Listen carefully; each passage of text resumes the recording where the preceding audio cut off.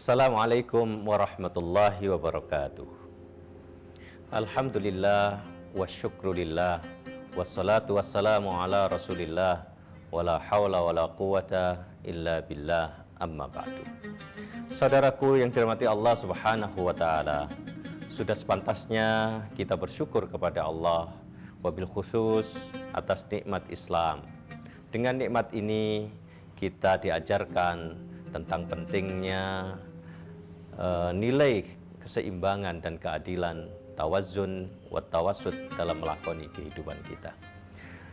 Tuntunan tentang keadilan dan tawassut ini misalnya terkandung di dalam larangan untuk bersikap israf dan tabdzir.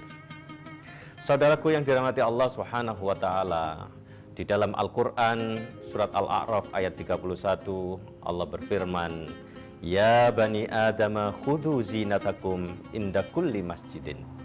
Wahai anak cucu Adam, pakailah pakaian yang terbaik inda kulli masjidin, setiap kali engkau memasuki masjid. Wa kulu washrabu wa la tusrifu innahu la yuhibbul musrifin. Makan dan minumlah, tetapi janganlah kalian berlebihan, berbuat israf. Innahu la yuhibbul musrifin, dan sesungguhnya Allah tidak menyukai orang-orang yang berbuat israf.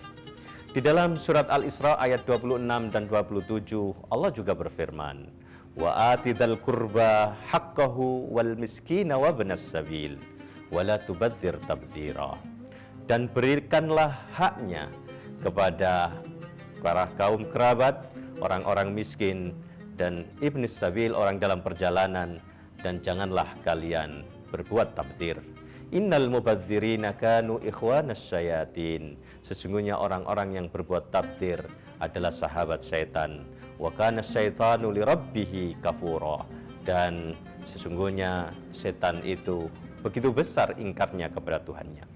Di dalam hadis Nabi yang diriwayatkan oleh Imam An-Nasa'i, beliau juga bersabda, kulu washrabu walbasu watasaddaqu fi ghairi israfin wala makhilatin.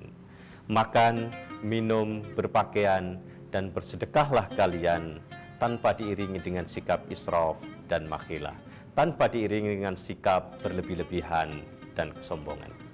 Saudaraku yang selalu berharap ridha Allah Subhanahu wa taala, mari kita kenali dua akhlak tercelah ini agar kita dapat berhati-hati untuk tidak terjebak di dalam keduanya, agar kita mampu berhati-hati untuk menghindarinya. Secara bahasa, israf itu perilakunya, orangnya namanya musrif. Demikian pula tabdzir itu adalah perilakunya, orangnya disebut mubadzir. Kalau bentuk jamak, mubadzirun atau mubadzirin. Di dalam kamus otoritatif berbahasa Arab disebutkan, asal makna kata israf ini menunjuk pada sikap melebihi batas dan sembrono dalam melakukan sesuatu. Sedangkan kata tabdzir asal maknanya menunjuk kepada sesuatu, pada sikap yang merusak atau memecah belah. Itulah secara bahasa makna dua kata ini. Saudaraku yang dirahmati Allah Subhanahu wa taala, secara istilah banyak yang menyamakan definisi dari dua kata ini, karena memang keduanya lebih terkait dengan persoalan pembelanjaan harta kita. Namun ada pula yang membedakannya. Ibnu Al-Abidin di dalam Hasyiyatu Ibnu Al-Abidin misalnya menjelaskan perbedaannya dengan mengatakan, al-israf sarfus syai'i fima yambaghi zaidan ala ma yambaghi. Israf adalah memanfaatkan sesuatu yang dibenarkan tetapi melebihi batas yang tidak dibenarkan. Sedangkan tabdzir, wa tabdzir sarfus syai'i fima la yambaghi. Tabdzir itu adalah memanfaatkan sesuatu yang memang tidak dibenarkan. Saudaraku yang dirahmati Allah Subhanahu wa taala, untuk lebih jelasnya mari kita lihat perilaku kita. Semoga tidak termasuk israf atau tabdzir ini. Kita pergi ke tempat kerja kita yang mungkin jarak waktunya hanya 15 menit. Kita mengendarai motor kita yang mungkin hanya seharga 11 juta.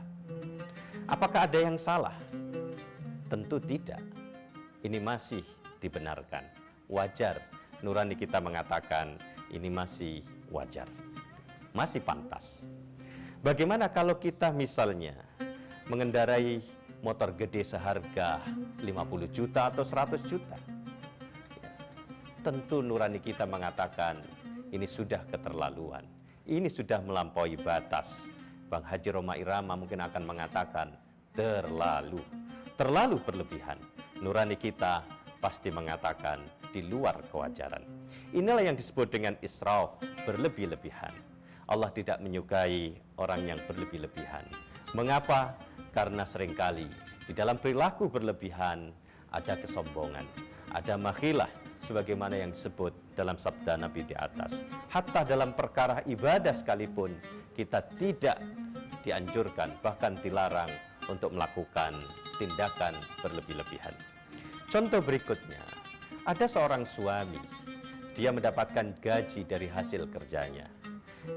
Ia berikan, ia nafkahkan kepada orang tuanya, kepada istrinya, kepada anaknya, dan mungkin ia sisihkan untuk anak yatim dan kaum fakir. Apakah ada yang salah? Tentu tidak ada. Justru disinilah tindakan yang benar. Ia telah melakukan sesuatu yang pada tempatnya. Bagaimana kalau kemudian sekiranya ia juga menyisihkan untuk pacar simpanannya? Apakah ada yang salah? Iya, nurani kita akan mengatakan bahwa ini tidak pada tempatnya. Bukan sesuatu yang lazim, bukan sesuatu yang wajar. Mungkin ia bisa merusak tatanan kebaikan keluarga. Inilah perilaku tabdzir. Sang mubadzir perilakunya adalah sahabat setan. Inilah dua hal yang oleh Allah dilarang bagi kita untuk melakoninya, tabdzir dan israf. Saudaraku yang dirahmati Allah Subhanahu wa taala, demikianlah barangkali sekilas renungan kita. Mudah-mudahan kita semakin memahami dua akhlak tercela ini dan kita bisa menghindarinya. Hanya kepada Allah jua kita memohon perlindungan. Wabillahi taufiq wal hidayah. Wassalamualaikum warahmatullahi wabarakatuh.